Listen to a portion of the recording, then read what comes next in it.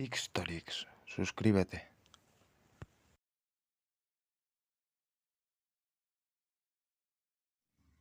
Después de las victorias de Atenas, recuperó una buena parte de su imperio.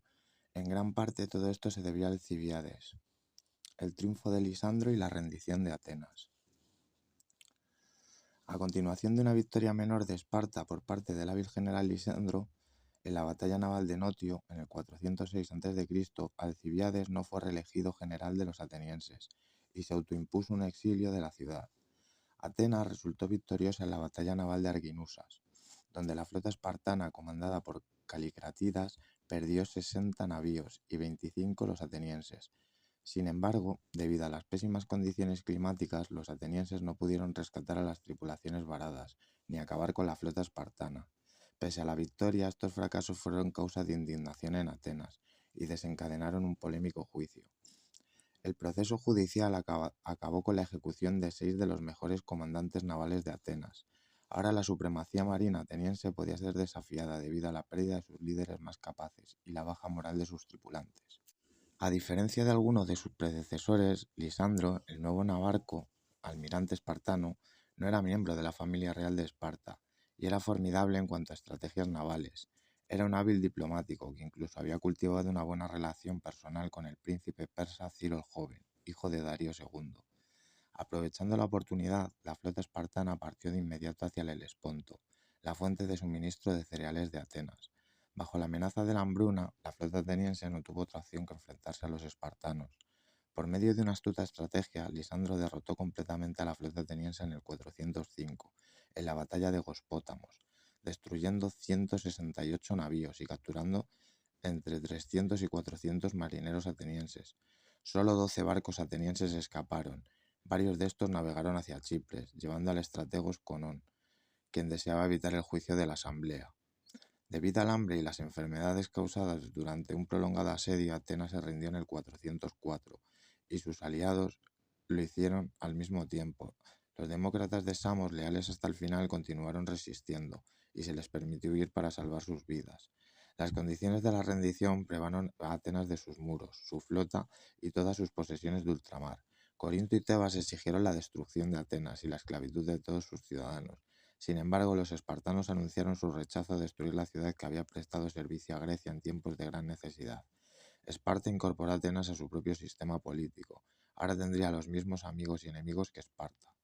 Los victoriosos espartanos fueron clementes con Atenas, pese a la oposición de Corinto y Tebas. Las consecuencias de esto fue que durante un corto periodo Atenas fue gobernada por los 30 tiranos, suspendiéndose el régimen democrático. Este nuevo gobierno fue establecido por Esparta.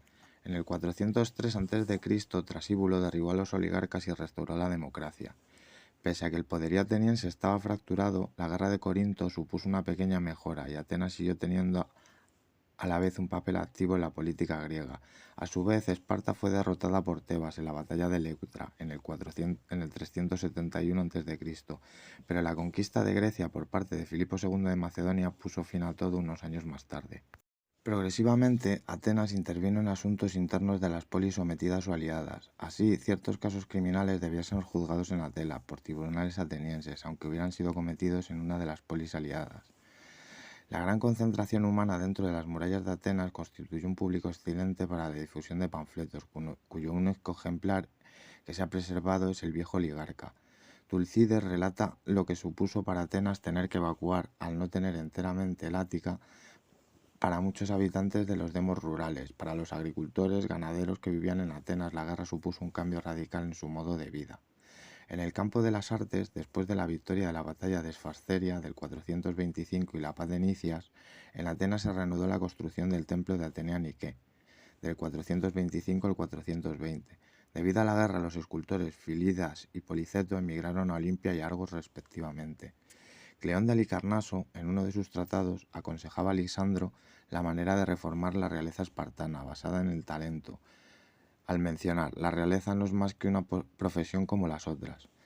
Se escribieron un gran número de obras técnicas, los tratados médicos hipocráticos, el primer libro de urbanismo escrito por Hipódamo de Mileto, En el ámbito donde más se aprecia la diferencia entre los periodos anterior y posterior a la guerra es quizás en el de la teoría y la práctica militar.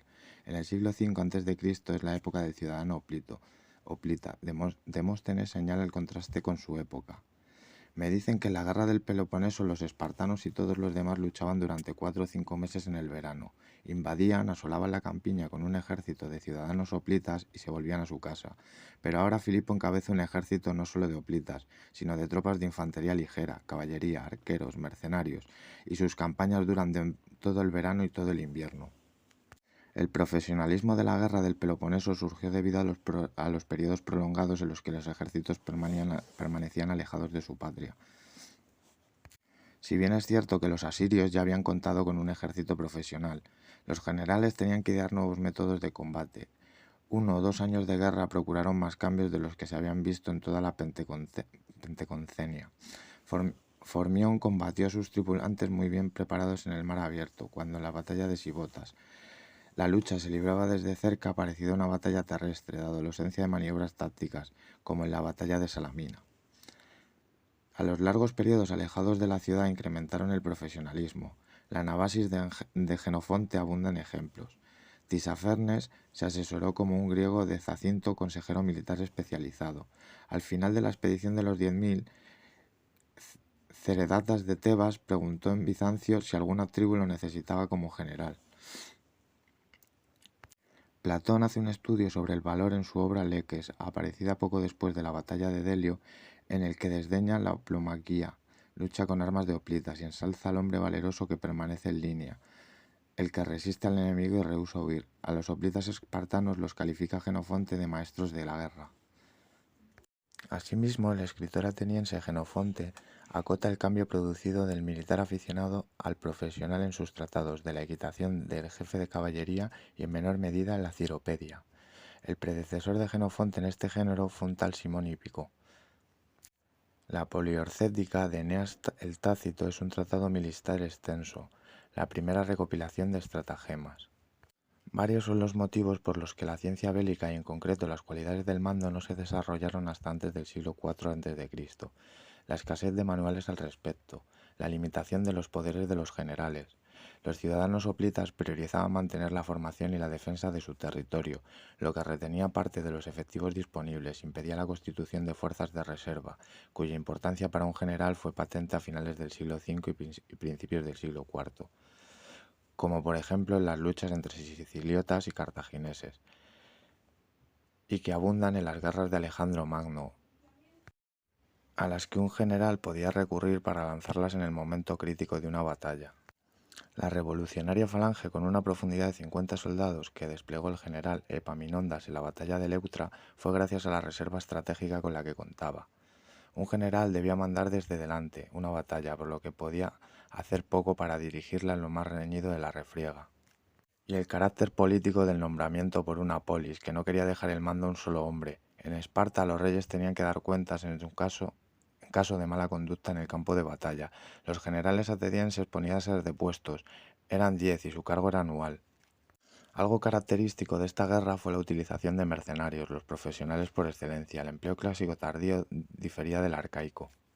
En la época arcaica su procedencia era de zonas empobrecidas, como de Creta, de Arcaria o de Caria. En Persia, en los inicios de la guerra del Peloponeso, Pistunes disponía de un importante contingente mercenario. Tisafernes y Farnabazo tuvieron a sus órdenes mercenarios. En el siglo V a.C., los mercenarios son también de otras polis de la antigua Grecia, afectadas por problemas económicos. Un estudio ha demostrado que altos porcentajes de oficiales atenienses y espartanos servían en ejércitos aqueos y arcadios y en la expedición de los 10.000. La evolución de las unidades militares y de las armaduras más ligeras se inicia también en la guerra del Peloponeso. Ifícrates utilizó a los peltastas armados con escudos ligeros, calzados con botas ligeras, y de ahí tomaron su nombre.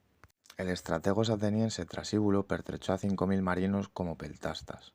Los peltastas atenienses, ayudados por los hoplitas, aniquilaron un regimiento de 600 espartanos en Lequeo, gracias a la combinación de armas pesadas y ligeras.